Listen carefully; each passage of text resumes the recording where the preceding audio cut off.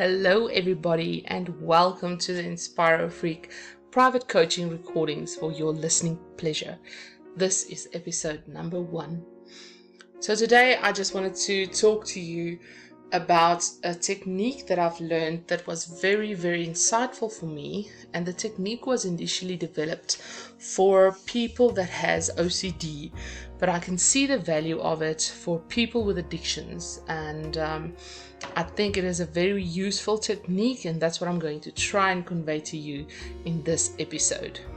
So first things first, an addiction can be anything from an alcohol addiction, a drug addiction, a food addiction, or even an addiction to buy stuff, an addiction to do things, or a habit that you're addicted to, like drinking coffee, something that you wouldn't want to do, something that's damaging yourself, something that you want to stop doing.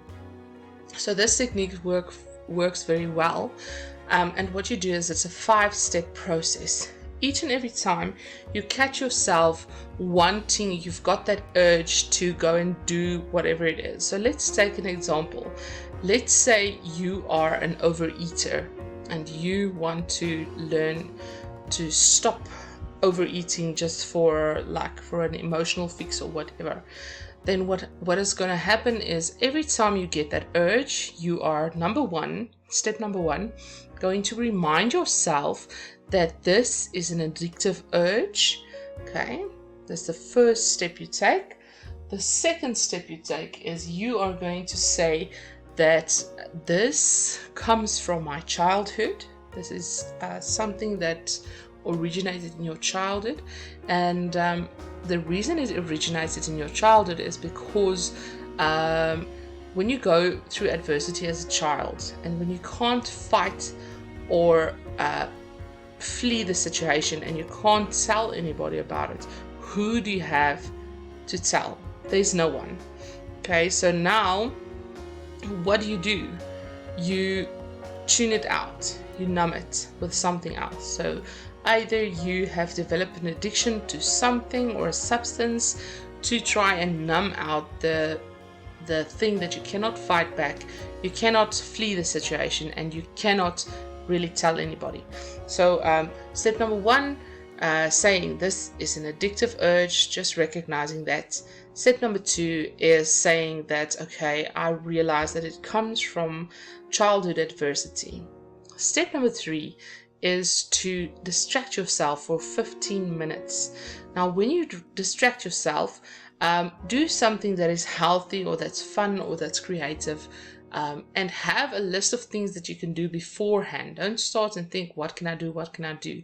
You need to have a little bit of a coping strategy that you've mapped out beforehand. So for me, it would be taking my cell phone and reading a few lines or a few chapters or whatever on my Google Play books.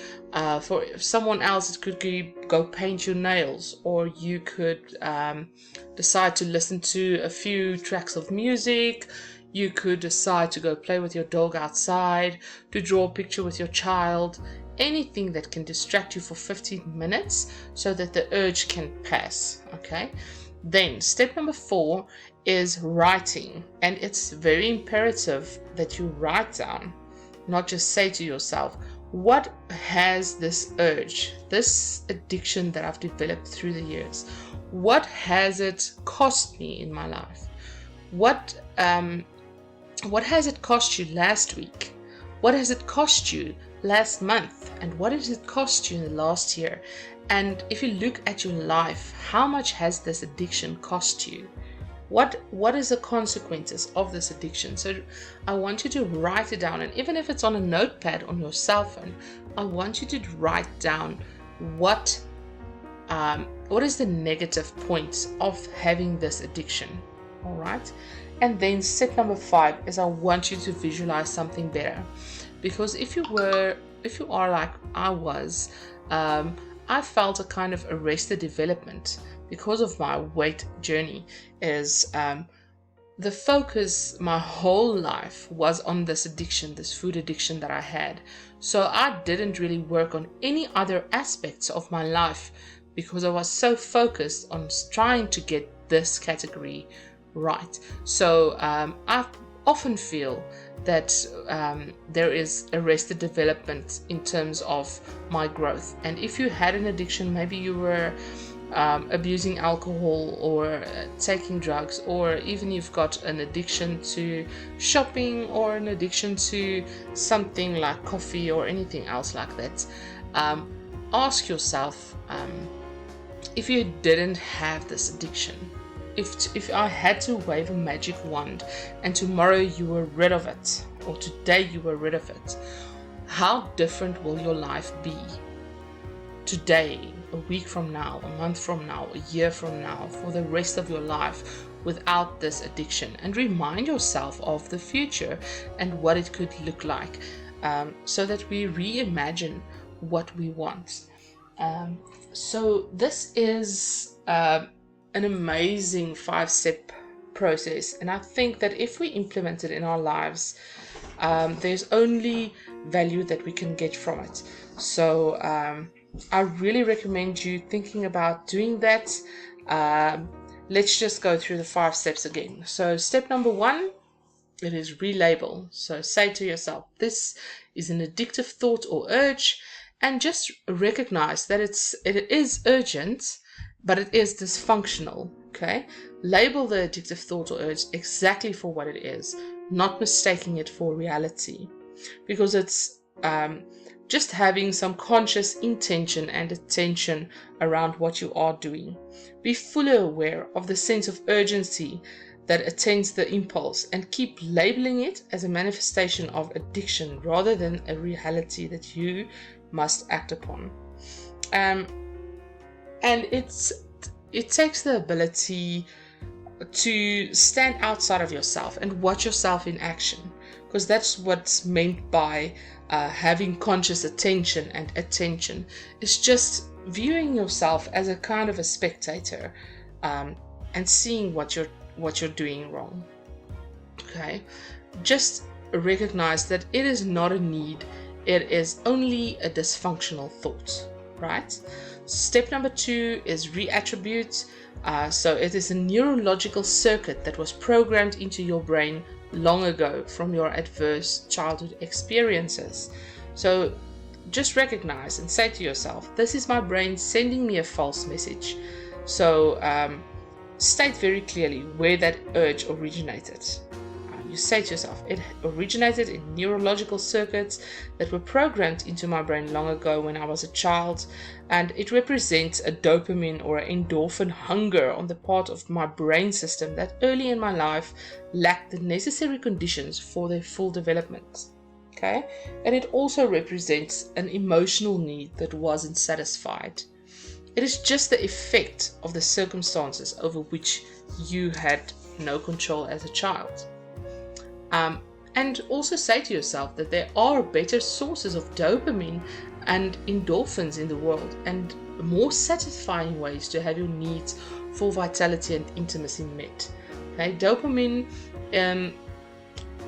is a drug, is like a feel-good hormone that you get from completing a task, for instance. Endorphins, you can get endorphins by exercising, for instance.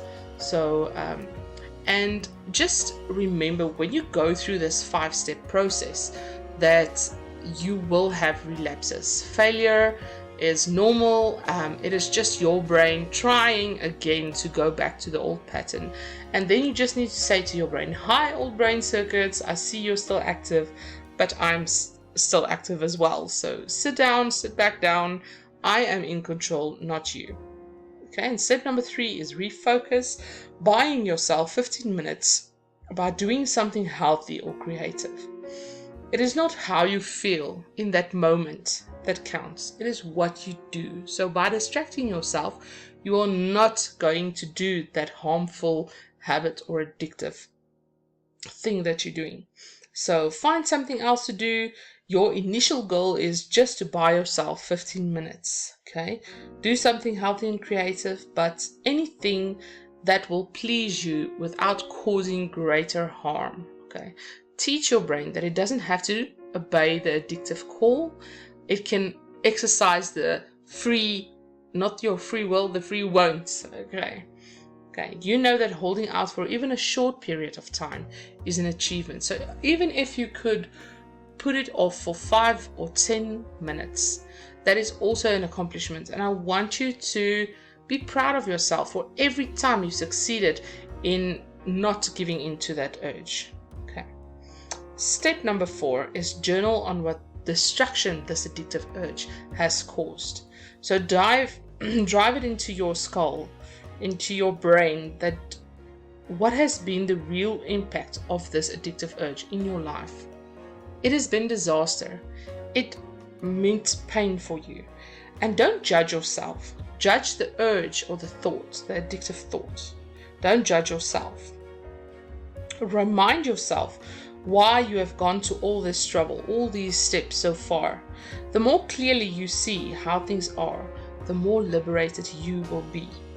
So the addicted mind has been fooled into making the object of your addiction your highest priority. Addiction has moved in and taken over your attachment and reward and incentive motivation circuits. So where love and actually vitality should be, addiction roosts. And it's just distorted brain circuits. So we want to start to devaluate the false god. What has this addictive urge done for you? It has left you feeling ashamed and isolated. It has promised joy and delivered bitterness. Okay? It has caused you to betray your true values and disregard your true goals. So be conscious as you write out this 4th step, and do write it out several times a day if necessary. Okay? Be specific. What has been the value of the urge in your relationships with the people that you love? What happened yesterday when you allowed the urge to rule you? What happened last week? And what will happen today? Okay, pay close attention to what you will feel when you recall these events, and when you foresee what's ahead if you persist in permitting the compulsion to overpower you. What will your life look like 5 years from now if you still keep doing this? Be aware, because that awareness will be your guardian. Do all of this without judging yourself. Remember, you are gathering information, not conducting a criminal trial against yourself. To anticipate is to know that the compulsive drive is to engage in addictive behavior, and it will return, like I said. So take care of your environment internally, like you'll keep guard of your thoughts, and your external environment. Don't deliberately go to places where you know you will get triggered. Take care of your environment and accept that the addiction exists not because of yourself, but in spite of yourself. It is from your childhood experiences. You didn't come into life asking to be programmed this way. It isn't personal to you. What is personal to you is how you respond to it in the present. So keep close to your impartial observer. And if I say impartial observer, again, it is by seeing yourself in action from the outside, just like being an observer of what you're doing in your life. Step number 5, recreate. And it's out of those automatic mechanisms that you've created your life that you now have. Okay, your life happened, you didn't create it, and now it's time to recreate it, to choose a different life. Write down your values and your intentions, and be consciously aware of yourself. See yourself from the outside in. Envision yourself living with integrity, creative and present, being able to look people in the eye. Are you afraid you will stumble? Of course you will. You're human. That's what's called being a human being. And then you will take the 5-step program again and again and again until you can rewire your brain. Okay, my friends, I hope this has been helpful. I hope you have a lovely day. Until the next episode, goodbye.